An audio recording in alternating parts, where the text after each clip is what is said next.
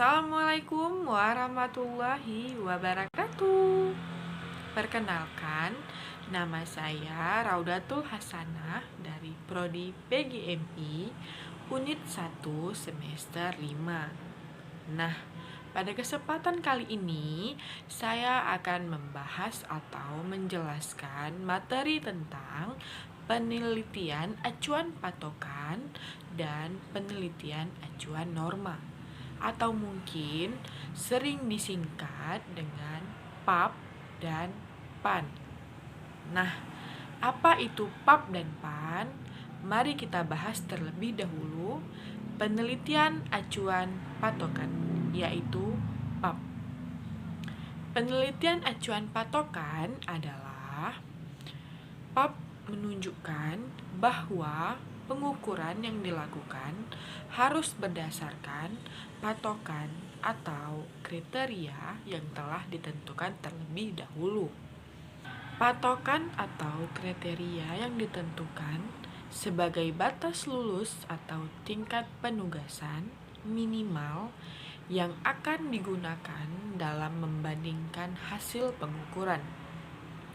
Patokan yang digunakan pada PAP bersifat tetap ataupun mutlak.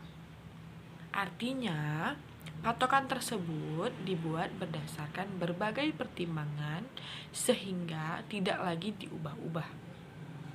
Pemakaian PAP sangat mudah sebab tidak memerlukan perhitungan statistik. Namun, yang menjadi hambatan adalah sukarnya menetapkan patokan, terutama patokan yang benar-benar tuntas. Nah, yang kedua, kita akan membahas tentang penelitian acuan norma atau sering disebut dengan PAN. Nah, penelitian acuan norma berasumsi bahwa kemampuan manusia itu berbeda-beda dan dapat digambarkan menurut distribusi normal. Perbedaan ini harus ditunjukkan oleh hasil pengukuran. Dari hasil pengukuran atau hasil tes, seseorang siswa dibandingkan dengan siswa lain dalam kelompoknya, sehingga dapat diketahui posisi siswa tersebut. Dan dalam penilaian patokan ini juga digunakan pada PAN adalah kurva normal. Sedangkan besaran yang dipakai untuk menafsirkan angka yang diperoleh siswa adalah angka rata dan simpangan baku. PAN sangat tepat digunakan jika seseorang guru ingin meranking siswanya tanpa memperlihatkan tingkat kemampuan sebenarnya. Namun, pendekatan ini tidak tepat digunakan jika seorang guru ingin melihat kualitas sebagai standar kompetensi minimal yang harus dikuasai dan sangat penting artinya bagi penampilan siswa. Penilaian ini bersifat relatif. Nah, penelitian acuan patokan ataupun disingkat dengan PAP dan penelitian acuan norma atau disingkat dengan PAN memiliki cirinya masing-masing. Yang pertama, ciri-ciri PAP, yaitu penelitian acuan patokan. Ciri-ciri yang pertamanya itu adalah terdapat kemampuan kognitif minimal yang harus dimiliki oleh peserta didik. Dan yang kedua, adanya kemampuan psikomotorik dan sikap mental minimal sebagai prasyarat. Dan yang ketiga, meletakkan perbedaan latar belakang peserta didik sebagai unsur individual. Yang keempat, dapat difungsikan sebagai embrio tes baku.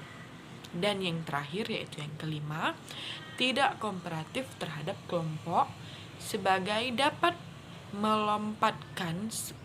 melompatkan semangat kompetensi.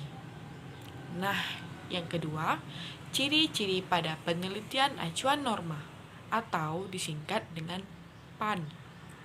Yang pertama, PAN digunakan untuk mengetahui kemampuan peserta didik dalam komunitasnya.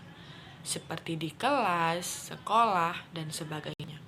Yang kedua, PAN menggunakan kriteria yang bersifat relatif. Dan yang ketiga, nilai hasil dari PAN digunakan untuk menunjukkan kedudukan peserta didik dan komunitasnya. Dan yang terakhir, yang keempat, penelitian normatif memiliki kecenderungan untuk menggunakan rentangan tingkat penguasaan seseorang terhadap kelompoknya, mulai dari yang sangat istimewa sampai dengan yang mengalami kesulitan yang sangat serius.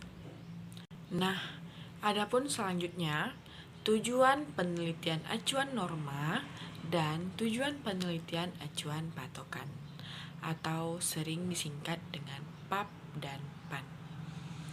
Tujuan penelitian acuan patokan adalah untuk mengukur secara pasti tujuan atau kompetensi yang ditetapkan sebagai kriteria keberhasilannya. PAP sangat bermanfaat dalam upaya meningkatkan kualitas hasil belajar peserta didik. Diusahakan untuk mencapai standar yang telah ditentukan. Dan hasil belajar peserta didik dapat diketahui derajat pecahannya. Nah, sedangkan tujuan penelitian acuan norma adalah untuk membedakan peserta didik di atas kelompok-kelompok tingkat kemampuan, mulai dari yang rendah sampai dengan yang tertinggi. Secara ideal, pendistribusian tingkat kemampuan dalam satu kelompok menggambarkan suatu kurva normal. Nah, selanjutnya adapun persamaan dan perbedaan penelitian acuan patokan dan penelitian acuan norma. Yang pertama, yaitu penelitian acuan norma dan acuan patokan memerlukan adanya tujuan evaluasi fisik sebagai penentu fokus item yang diperlukan. Tujuan tersebut termasuk tujuan instruksional umum dan tujuan instruksional khusus. Yang kedua pengukuran memerlukan simpel yang relevan, digunakan sebagai subjek yang hendak dijadikan sasaran evaluasi. Yang ketiga, untuk mendapatkan informasi yang diinginkan tentang peserta didik. Yang keempat, keduanya mempersyaratkan perumusan secara spesifik perilaku yang akan diukur. Kelima, keduanya menggunakan macam tes yang sama seperti tes subjektif, tes karangan, tes penampilan ataupun keterampilan. Yang keenam, keduanya dinilai kualitasnya dari segi validitas dan reliabilitasnya. Dan yang terakhir, keduanya digunakan ke dalam pendidikan walaupun untuk maksud yang berbeda. Nah, itu tadi persamaan, dan ini kita akan melanjutkan perbedaannya. Perbedaan acuan norma dan penilaian acuan patokan juga mempunyai perbedaan. Yang pertama, penelitian acuan norma biasanya mengukur sejumlah besar perilaku khusus dengan sedikit butir es untuk setiap perilaku. Yang kedua, penilaian acuan norma menekankan perbedaan di antara peserta tes dari segi tingkat penjelasan tentang perilaku yang dapat dan tidak dapat dikatakan oleh setiap peserta tes.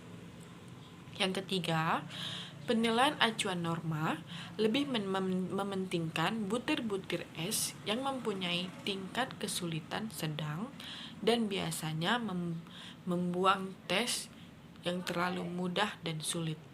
Dan yang terakhir, penelitian acuan norma digunakan terutama untuk survei, sedangkan penelitian acuan patokan digunakan untuk penguasaan.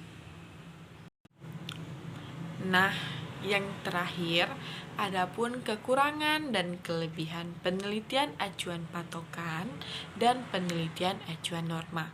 Yang pertama, adapun kekurangan PAP, yaitu relatif sedikit rumit. karena perlu waktu untuk menyetujui sebuah kriteria standar. Yang kedua, lebih menekankan hasil daripada proses. Yang ketiga, kadang dalam akademisi kurang kompeten dan kurang percaya diri untuk membuat penelitian profesional. Dan yang terakhir, tidak selalu mudah bagi akademisi untuk mengubah suatu kebiasaan dari menilai dengan berdasarkan referensi. Norma menjadi referensi kriteria siswa ataupun mahasiswa dapat mempertanyakan nilai mereka. Nah, sedangkan kelebihannya itu, yang pertama itu, dapat membantu guru merancang program remedial. Yang kedua, penelitian lebih transparan, yaitu sebuah penelitian dengan menggunakan rubrik atau skema penelitian. Yang ketiga, penilaian lebih dapat diandalkan karena menggunakan standarisasi dan menggunakan kriteria minimal. Yang keempat, nilai dari peringkat lebih dapat dirundingkan. Dan yang terakhir, hasil penelitian dapat digunakan untuk umpan balik atau untuk mengetahui apakah tujuan pembelajaran sudah tercapai ataupun belum. Nah, selanjutnya, adapun kekurangan dari penelitian acuan norma ataupun PAP.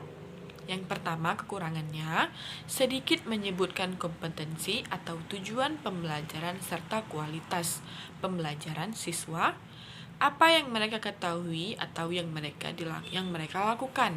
Yang kedua, tidak full karena peringkat siswa tidak hanya beruntung pada tingkatan presentasi, tetapi juga atas presentasi lainnya. Yang ketiga, tidak dapat diandalkan. Siswa yang gagal sekarang mungkin dapat lulus tahun berikutnya. Dan yang terakhir, kurang transparan karena hasil penelitian akhir tidak diketahui para siswa. Nah, sedangkan kelebihan penelitian acuan norma ataupun PAP, yaitu yang pertama, dapat digunakan untuk menetapkan nilai secara maksimal. Yang kedua, dapat membedakan kemampuan atau peserta didik yang pintar, yakni dengan membedakan kelompok dari atas dan bawah. Yang ketiga, fleksibel yang dapat menyelesaikan dengan kondisi yang berbeda-beda.